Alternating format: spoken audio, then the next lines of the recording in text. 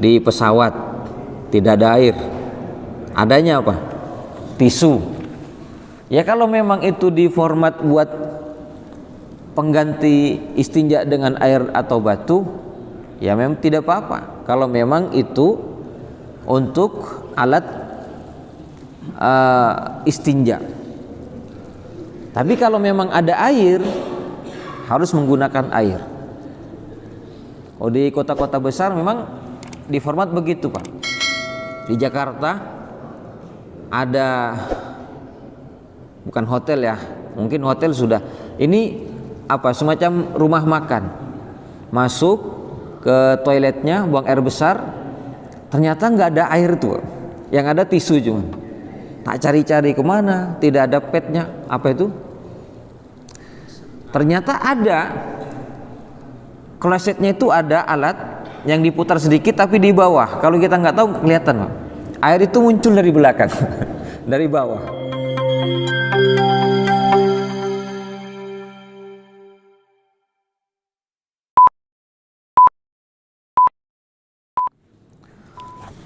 Assalamualaikum warahmatullahi wabarakatuh.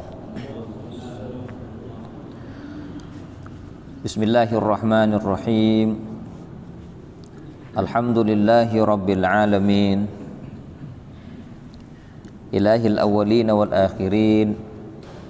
Wa salatullahi wa salamuhu ala asyrafil anbiya'i wal mursalin, Nabiyyina Muhammadin sallallahu alaihi wasallam wa ala alihil mukhlisin wa ashabihil mujahidin. Allahumma anfa'na bima 'allamtana wa 'allimna ma yanfa'una wa zidna 'ilma. Allahumma inna na'udzubika min qalbin la yakhsha wa min nafsin la tashba wa min 'ilmin la yanfa' wa min da'watin la yustajabu laha wa karaman ya rabbal alamin. Para jamaah, para hadirin hadirat, semoga Allah meridai kita semua. Kita memiliki hati, dan hakikat diciptakan hati oleh Allah untuk kita semua. Seperti yang dikatakan oleh Syekhul Islam Ibnu Taimiyah, al-qalbu, hati, innama khuliqa li ajli hubbillah. Hati itu diciptakan oleh Allah. Hati itu diciptakan untuk mencintai Allah. Maka kita beruntung memiliki hati yang menjadikan Allah yang paling dicintai.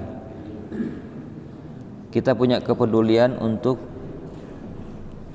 menjawab panggilan-panggilan Allah, punya keinginan untuk hadir ke masjid ini karena masjid merupakan rumah orang bertakwa. Seperti mana hadis Rasul sallallahu alaihi wasallam, al-masjidu baitu kulli taqiyyin. Masjid adalah rumah setiap orang yang bertakwa. Hadis yang lain Rasul mengatakan, idza ra'aitumur rajul mulazimul masjid fashhadu annahu mu'min, atau kama qala. Apabila kalian melihat seseorang yang selalu dengan masjid, selalu lazim ke masjid, maka saksikan dia orang yang beriman. Karena tambatan hati dengan masjid sangat kuat. Punya masalah apapun, dia akan mengadu kepada Allah, dan mengadunya di tempat yang dicintai oleh Allah adalah Baitullah, yakni masjid. Alhamdulillah, kita bersyukur kepada Allah, hati kita tidak akan lepas dengan masjid. Jasad kita akan selalu hadir ke masjid untuk sholat berjamaah. Dan kita juga punya satu keinginan untuk sama-sama belajar tentang Islam, tentang ilmu, yang ini juga merupakan kewajiban bagi setiap muslim dan muslimah.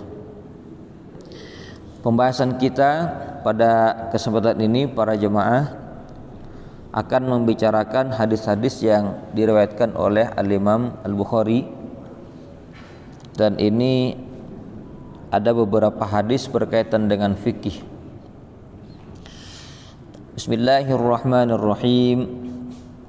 Qala al-Imam al-Bukhari rahimahullah an Abbadin ibni Tamim an ammihi, dari Abbad bin Tamim dari pamannya, annahu syukiya ila Rasulillah sallallahu alaihi wasallam ar-rajulu alladhi yukhayyalu ilaih, bahwasanya diadukan kepada Rasul sallallahu alaihi wasallam seorang laki-laki yang terbayang olehnya, annahu yajidu syai'a fis salat, bahwasanya dia mendapati sesuatu di dalam salat. Faqala la yantaqil aw la yansarif hatta yasma'a sautan aw yajid rihan.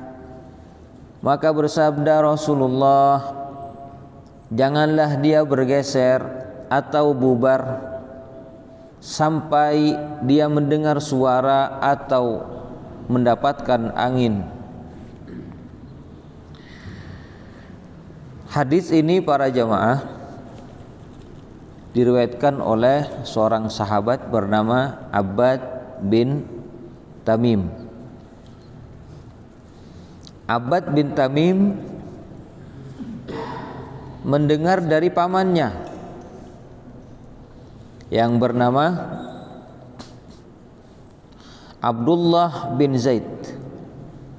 Abbad bin Tamim dari pamannya Abdullah bin Zaid. Dalam ilmu hadis disebut dengan hadis riwayat sahabat dari sahabat, karena Abbad itu sahabat Rasul, pamannya Abdullah bin Zaid juga sahabat Rasul, berarti sahabat dari sahabat, riwayah sahabi an sahabi. Biasanya kan dari tabi'in, dari sahabat, dari Rasul sallallahu alaihi wasallam. Tentang seseorang yang diadukan kepada Rasul sallallahu alaihi wasallam, yang orang itu mendapat terbayang sesuatu di dalam salatnya, terbayang sesuatu di dalam salat. Apakah dia batal atau tidak? Dia kentut, maksudnya keluar angin atau tidak? Ragu dalam keadaan ini. Maka Rasul sallallahu alaihi wasallam bersabda, la yantaqil aw la yansarif hatta yajida yasma'a sautan aw yajida rihan. Janganlah ia bergeser atau dia bubar dari salat sampai betul-betul mendengar suara kentut atau mendapatkan angin yang keluar dari jalan belakang. Ai minad dubur wa huwa durat, yasma' sautan, mendengar suara, maksudnya dari dubur, ad-durat yakni kentut. Wa huwal murad annahu la yakhruju minas salati illa idza tahaqqaqal hadas. Yang dimaksud dalam hadis ini, janganlah membatalkan salatnya, jangan keluar dari salatnya kecuali dia betul-betul hadas, betul-betul dia nyata, tidak ragu mendengarkan suara. Sudah tahu ya suara orang kentut, tentu yang dimaksud dirinya, bukan suara orang lain. Ini jangan disalahpahami Pak. Orang lain yang kentut, dirinya yang mendengar merasa batal karena mendengar suara kentut. Itu tidak benar. Yang dimaksud dari dirinya sendiri, atau mendapat angin yang dia rasakan keluar. Zahir wal hadis zahir fi man hasala lahu syak fil hadas. Hadis ini jelas berkaitan dengan orang yang ragu apakah dia berhadas karena kentut atau tidak. Wa dakhilus salat, dan dia dalam keadaan di dalam salatnya. Berarti dia ragu. Tetapi bagaimana pandangan jumhur? Wal hasilu annal jumhur qalu in istamarra ala syakki wa lam yatayaqqan al hadas la dakhil as-salat wala kharij fa salatuhu sahihah. Mazhab jumhur, maksudnya mayoritas para ulama, mengatakan kalau dia ragu dan belum yakin dia hadas, ragu kentut atau tidak, tapi tidak yakin dia betul-betul hadas, baik dalam keadaan dia sholat atau belum sholat, di luar sholat, dia punya wudhu, saya tadi kentut atau tidak, ragu, tapi tidak merasa batal, fa sholatuhu sahihatun, maka kalau dia sholat, melanjutkan sholatnya ketika sholat atau ketika sebelum sholat merasa berwudu tapi ragu lalu memulai sholat, maka sholatnya tetap sah. Meskipun ya kalau dikaji secara detail-detail para imam, terutama imam mazhab, bermacam-macam.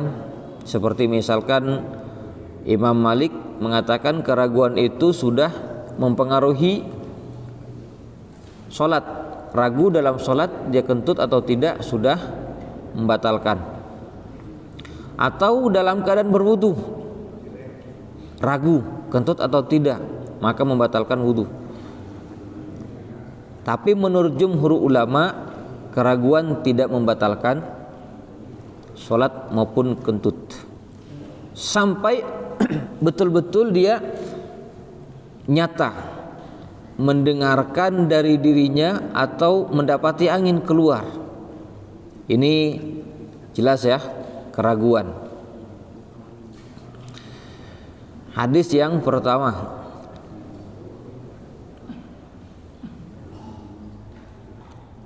hadis yang selanjutnya, insyaallah paham gih. Hadis pertama gih, bab ragu. Nabi bade sehatannya ngiring pak. Ni pola gula ning jelas sakinah. Unta ning jadi PR. Insyaallah. Yang kedua, an Nabi Qatadah 'anin Nabi sallallahu alaihi wasallam annahu qala, dari Abu Qatadah dari Nabi sallallahu alaihi wasallam bahwa beliau bersabda, "Idza bala ahadukum fala ya'khudanna dzakarahu biyaminih." Apabila kencing salah seorang kalian, maka janganlah memegang zakarnya dengan tangan kanannya. Wala yastanji biyaminihi wala yatanaffasu fil ina, dan janganlah beristinja dengan tangan kanannya dan jangan bernafas pada bejana. Hadis ini menjelaskan tentang beberapa persoalan yang hukumnya makruh, bukan haram. Hukumnya makruh. Yang pertama, Rasul mengatakan apabila kencing salah seorang kalian, jangan memegang kemaluannya dengan tangan kanan, pegang dengan tangan kiri. Ini merupakan akhlak dalam Islam. Hanya urusan kencing saja sedemikiannya kita dikasih aturan-aturan. Kenapa demikian? Karena al-yamin, sebelah kanan itu untuk sesuatu yang asyarif, yang mulia, sesuatu yang mulia. Dan Rasul itu suka dengan fi tana'ulihi wa tarajjulihi wa tatahhiri. Rasul suka memulai dengan sebelah kanan, berwudu sebelah kanan, pakai sendal, jalan kaki, terus bersisir, dimulai dari sebelah kanan. Meskipun sebelah kiri tidak dosa, tapi makruh. Makruh itu bagaimana? Kalau dikerjakan dapat pahala, kalau dikerjakan tidak dosa, kalau ditinggalkan dapat pahala. Sesuatu yang baik-baik Rasul memulai dengan tangan kanan. Termasuk kalau potong kuku, karena potong kuku adalah fitrah al-muslim, kesucian seorang muslim dari sebelah kanan. Meskipun nanti kalau para ulama ada yang lebih merinci lagi memotong kuku. Seperti siapa? Imam An-Nawawi atau Al-Ghazali. Caranya begini, potong kuku ya. Dimulai dari telunjuk sebelah kanan. Telunjuk, terus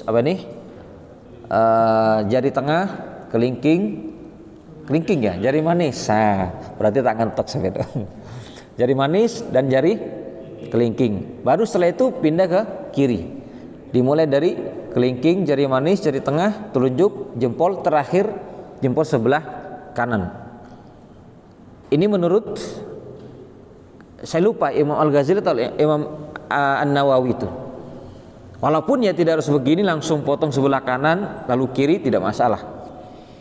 Kalau kaki itu dimulai dari jari kelingking, jari manis, terus jempol, jari tengah, telunjuk, jempol, terus ke kiri. Itu memotong kuku dimulai dari sebelah kanan. Adapun hal-hal yang tidak syaraf, yang tidak mulia seperti kencing, maka membersihkan dengan menggunakan tangan kiri, bukan dengan tangan kanan. Apa hukumnya? Ya sunnahnya dengan tangan kiri, dengan tangan kanan makruh. Wala yastanji biyaminihi, dan jangan beristinja. Istinja itu akela jangan orang metur lagi Pak. Cebok istinja. Dalam fikihnya istinja. Qadaul hajat atau buang air besar, jangan beristinja dengan tangan kanan, tapi dengan tangan kiri. Karena apa? Tugasnya memang tangan kiri tukang bersih. Kalau kita membicarakan bab istinja dalam fikihnya, istinja itu menggunakan kayu, batu dan air. Itu hukum asli, batu dan air. Selain batu dan air tidak boleh. Maka Rasul bersabda, wala yastanji birraus walal izam. Janganlah salah seorang kamu beristinja dengan kotoran yang sudah kering atau dengan tulang. Fa innahu ta'mu ikhwanikum minal jinni, karena tulang itu adalah makanan saudara kalian dari bangsa jin. Itu aslinya menggunakan air. Sehingga kata para ulama, kalau umpama air dan batu sama-sama ada, misalkan kita di hutan, buang air besar di sungai, batu dan air sama-sama ada, mana yang dipakai? Apakah batu atau air? Lebih utama pertama bersihkan dulu kotoran dengan batu, baru pembersihannya dengan air. Walaupun langsung dengan air ya tidak apa-apa. Berapa kali? Kalau dalam mazhab Imam Ahmad bin Hambal, beristinja itu wajibnya 3 kali siraman. Kalau misalkan belum juga bersih, belum suci, masih ada warna, ada aroma, ada bau. Kalau rasa, ya jangan dirasakan Pak ya. Ada bentuk, kan najis. Najis kan 3. Apa? Rasa, aroma, bau dan warna. Kalau masih ada itu dengan 3 kali dicuci, disiram, maka ditambah lagi sampai menjadi suci. Berapa kali? Bebas dengan catatan ganjil, sunnahnya ganjil. Misalkan 5 kali siraman sampai 7 kali siraman, itu sunnah-sunnahnya Pak. Kita bicara yang sunnah-sunnahnya. Kalau dalam selain mazhab Imam Ahmad ya bebas, sekali kalau memang sudah suci ya sudah. Tapi kalau dalam Imam Ahmad 3 kali wajibnya beristinja. Kalau sekarang kan pengembangan Pak ya. Pengembangan misalkan di pesawat tidak ada air. Adanya apa? Tisu.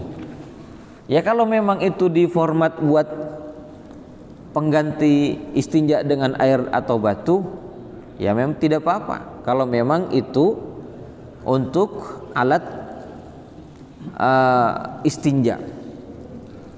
Tapi kalau memang ada air, harus menggunakan air. Oh, di kota-kota besar memang di format begitu Pak. Di Jakarta ada, bukan hotel ya, mungkin hotel sudah. Ini apa, semacam rumah makan. Masuk ke toiletnya, buang air besar, ternyata nggak ada air tuh, yang ada tisu cuman. Tak cari-cari kemana, tidak ada petnya. Apa itu? Ternyata ada klosetnya, itu ada alat yang diputar sedikit tapi di bawah. Kalau kita nggak tahu kelihatan Pak. Air itu muncul dari belakang, dari bawah. Ya muncul dari bawah itu, menyiramnya. Kalau memang menggunakan air. Kalau tidak tahu ternyata ada tisu, ya tisu dipakai. Karena memang untuk bersuci dengan tisu. Tapi kalau kita tahu itu ada air, harus menggunakan air. Yang dilarang itu oleh Rasul menggunakan yang bukan alatnya, tulang atau kotoran yang sudah kering. Karena ada kan kotoran-kotoran hewan yang sudah kering. Wala yatanaffasu fil ina'i, dan jangan bernafas pada bejana. Ini juga hukumnya makruh, bernafas pada bejana. Termasuk kalau kita umpama mau makan yang makanan masih panas atau minuman yang masih panas, itu jangan ditiup. Walaupun kita tidak tahu apa hikmah daripada jangan ditiup, tapi karena Rasul Shallallahu Alaihi Wasallam melarang dalam arti makruh, maka kita kerjakan saja, jangan ditiup. Adapun dikipas tanpa menggunakan mulut, menggunakan alat kepai yang orang maturgi, itu boleh saja. Walaupun di kemudian hari ternyata ditemukan kenapa dilarang oleh Rasul meniup makanan. Karena manusia kalau bernafas itu mengeluarkan racun karbon dioksida, sehingga tidak boleh ditiup. Ini diantara hikmah. Meskipun kita tidak tahu hikmah ini, kita berpegang kepada sunnah Rasul Sallallahu Alaihi Wasallam, menunjukkan apa yang diajarkan oleh Rasul begitu hebat, ilmiah, canggih. Padahal di zaman Rasul Sallallahu Alaihi Wasallam tidak ada ilmu pengetahuan yang diungkap oleh manusia. Tapi kita yakin semua syariat, semua sunnah-sunnah Rasul penuh dengan hikmah, termasuk hikmah-hikmah kesehatan dan hikmah-hikmah yang lainnya.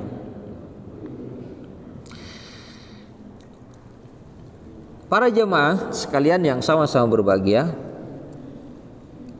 lalu kita lanjut pada hadis An Abi Hurairah 'anin Nabi sallallahu alaihi wasallam. Dari Abu Hurairah dari Nabi sallallahu alaihi wasallam, anna rajulan ra'a kalban ya'kulus sara minal 'atash, bahwa seorang laki-laki melihat ada anjing yang memakan pasir saking hausnya. Fa akhadha ar-rajulu khuffahu faja'ala yaghrifu lahu bihi hatta arwah. Maka laki-laki tersebut mengambil sepatunya dan menjadikannya gayung, mengambil air dengan sepatunya ke dalam sumur sampai membuat anjing menjadi kenyang. Fasyakarallahu lahu fa'adkhalahul jannah, maka Allah membalasnya dengan memasukkannya ke dalam surga. Ini hadis menjelaskan tentang perbuatan baik meskipun remeh, meskipun kepada binatang najis yang kita tahu anjing adalah binatang najis. Nanti kita jelaskan seperti apa najisnya.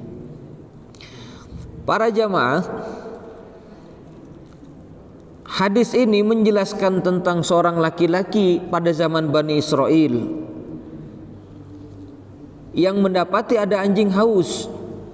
Dalam hadis yang lain, laki-laki tadi mengambil sepatunya lalu masuk ke dalam sumur untuk mengambil air. Bukan ngambil air biasa, tapi ke dalam sumur yang tidak ada timba. Dengan susah payah laki-laki tadi naik ke atas dengan sambil menggigit sepatu yang ada airnya, sehingga setelah keluar diberikannya kepada anjing. Nah, pengorbanan laki-laki tadi dibalas oleh Allah Subhanahu wa taala dengan dimasukkan ke dalam surga. Dalam hadis lain diampuni dosa-dosanya. Ini juga penting kita jadikan sebagai pelajaran. Karena di luar sana barangkali banyak binatang-binatang yang butuh bantuan kita. Misalkan kucing. Kalau di Sumenep saya kira anjing itu tidak nampak, Pak. Kalaupun nampak ada pemiliknya. Kalaupun tidak ada pemiliknya, anjing hutan. Itu pun kalau malam hari. Itu pun tidak setiap malam. Susah kita dapat. Yang sering kita dapatkan di pasar-pasar atau di jalan-jalan ada kucing. Kucing yang tidak ada induknya, kalaupun ada induknya juga tidak bisa memberi makan, kurus. Nah, ini kalau kita kasih makan betapa senang dia. Apalagi Rasul menyebutkan kucing adalah tawafat, binatang yang mengitari manusia. Dan Rasul suka memelihara kucing. Rasul suka memelihara kucing. Karena apa? Kucing ini spesial. Jilatannya kata Nabi wasu'ru, jilatan tahir, suci. Jadi kalau ada kucing menjilat, bekas jilatan itu suci. Dan kalau tidur, bekas tidurnya juga suci. Berbeda dengan selain kucing. Misalkan tikus menjilat-jilat, itu najis.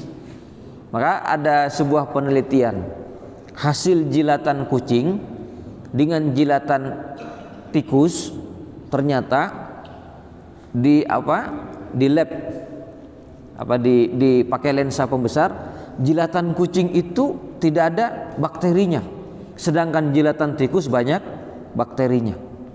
Sebegitunya, Pak.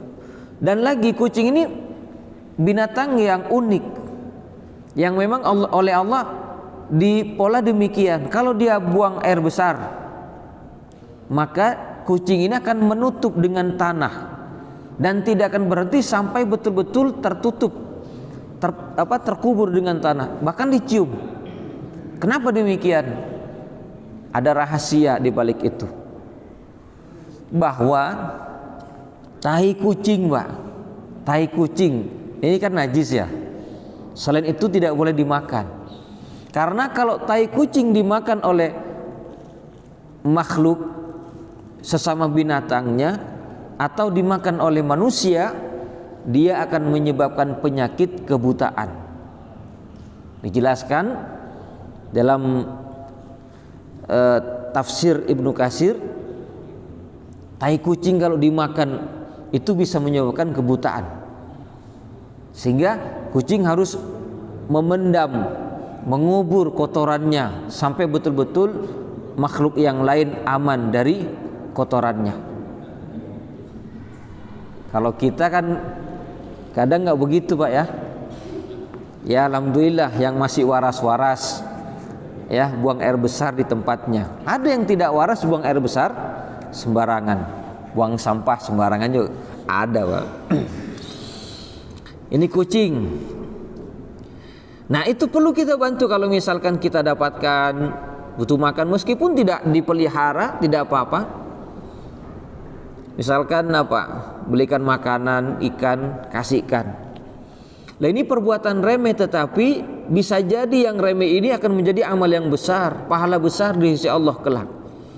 Pernah saya baca cerita, itu zaman-zaman sekarang ya, ada seorang pemuda yang bekerja di perusahaan minyak di Timur Tengah. Ibunya sakit kanker otak, ada di rumah sakit sudah lama, ngamar, rawat inap. Biasa sepulangnya dari tempat kerja dia jalan kaki menuju rumah sakit. Ternyata suatu ketika sepulangnya dari tempat kerja di padang pasir itu dia mendapati ada kucing kehausan. Saya lupa ada kucing atau anjing kehausan. Akhirnya dia bawa air, kasih minum. Keesokan harinya juga begitu. Sampai akhirnya dia bertekad, pokoknya sehabis pulang kerja saya mau menyiapkan minuman. Ternyata selang beberapa hari ditunggulah binatang itu tidak datang, yang datang malah ular.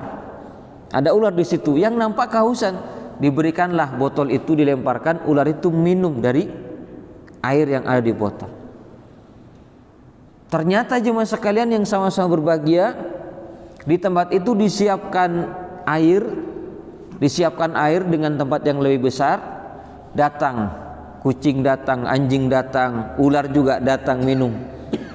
Tambah datang yang lain, burung-burung juga datang. Senang dia melihat binatang-binatang itu menikmati. Bahkan dia tidak hanya membawa minuman, bawa makanan juga di situ. Sambil dia berdoa kepada Allah, dia teringat ibunya yang terbaring di rumah sakit.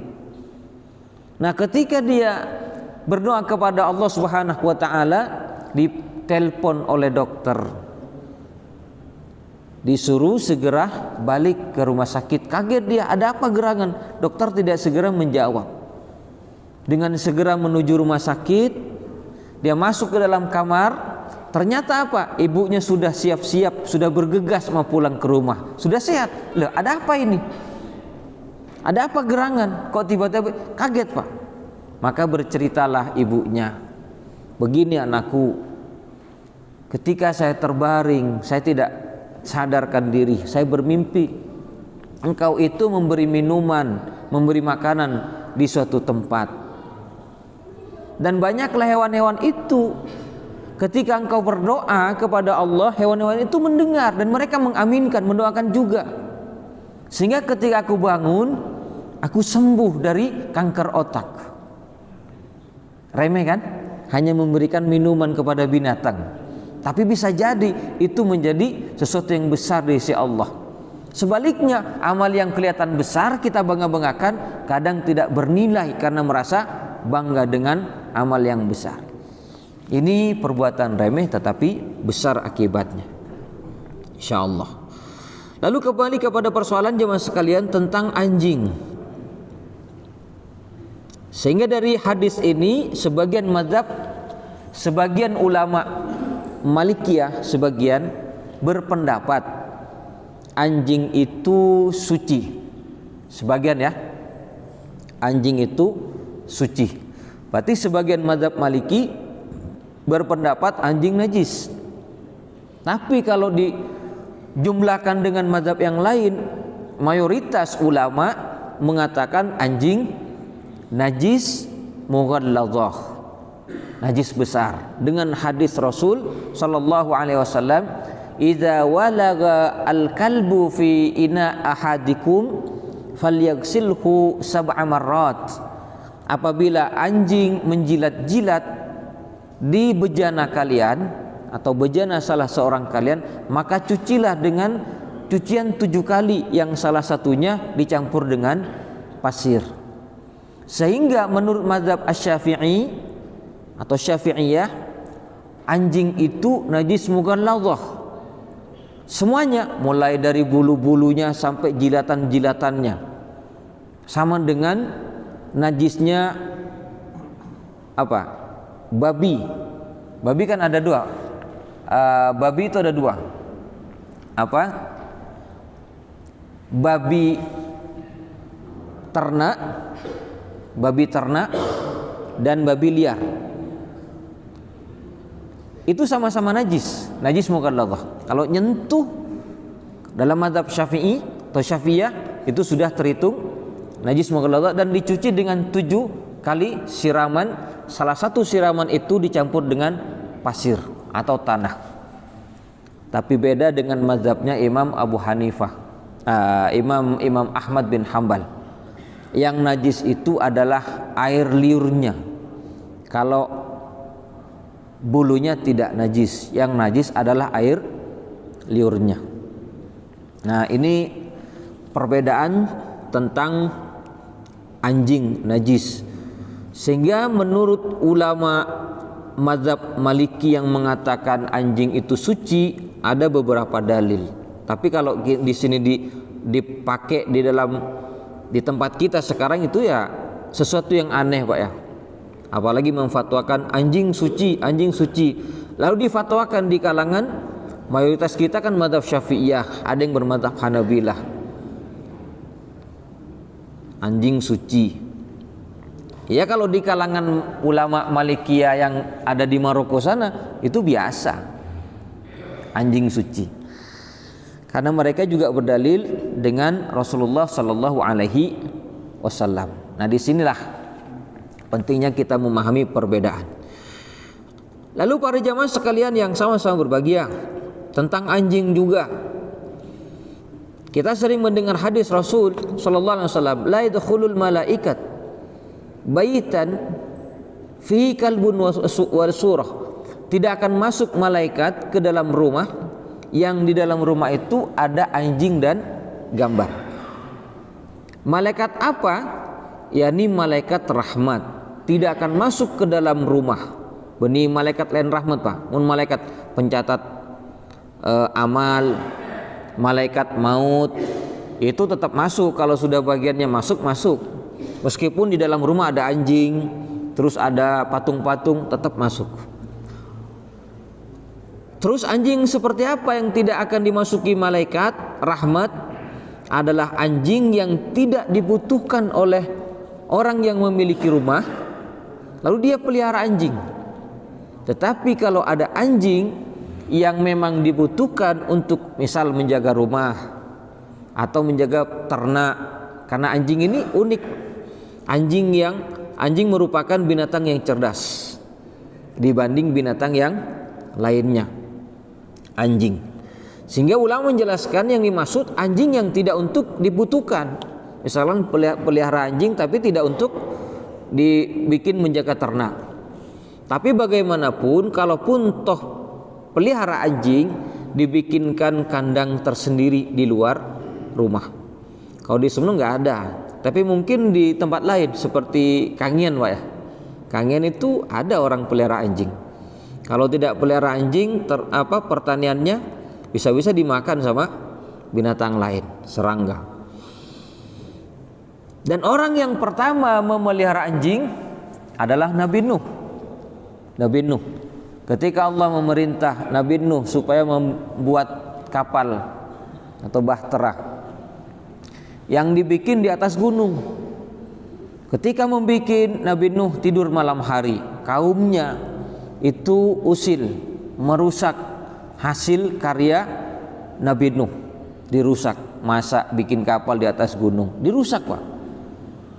Lalu Nabi Nuh mengadu kepada Allah, ya Allah, kaumku merusak kapal yang kau perintah aku membuatnya.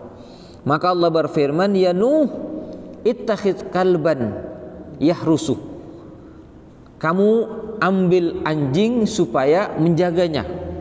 Maka dilatih oleh Nabi Nuh, anjing itu dijaga, dilatih, sehingga kalau Nabi Nuh siang harinya bekerja, malam harinya istirahat, anjing itu yang menjaga kapalnya. Ada kaumnya datang untuk merusak, maka menyerang. Nabi Nuh bangun, maka Nabi Nuh melompati mereka. Sehingga anjing pun pada akhirnya juga menjadi hal yang dibolehkan kalau memang dibutuhkan untuk dipelihara dan dilatih. Termasuk melatih anjing untuk perburuan, berburu binatang yang boleh dimakan dagingnya. Itu dijelaskan dalam surat Al-Maidah. Allah berfirman, yas'alunaka madza uhilla lahum qul uhilla lakumut thayyibat. Mereka bertanya kepadamu Nabi, apa yang dihalalkan, daging-daging apa yang dihalalkan? Katakan, yang dihalalkan kepada kalian yang baik-baik, sembelihan yang baik-baik.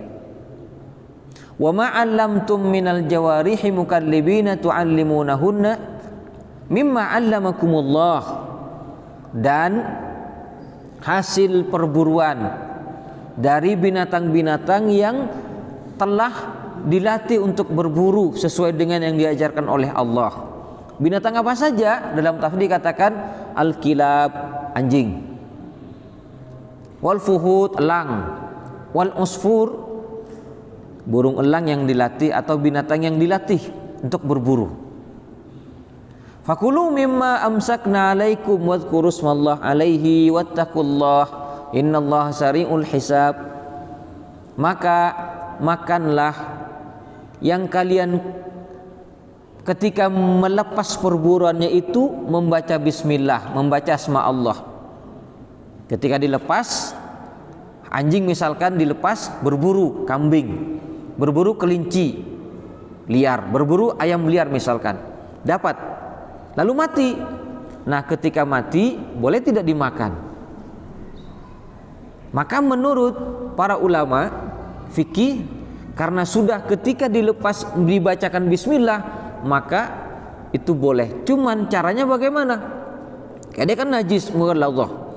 Maka yang masih tersisa itu dicuci dengan 7 kali cucian.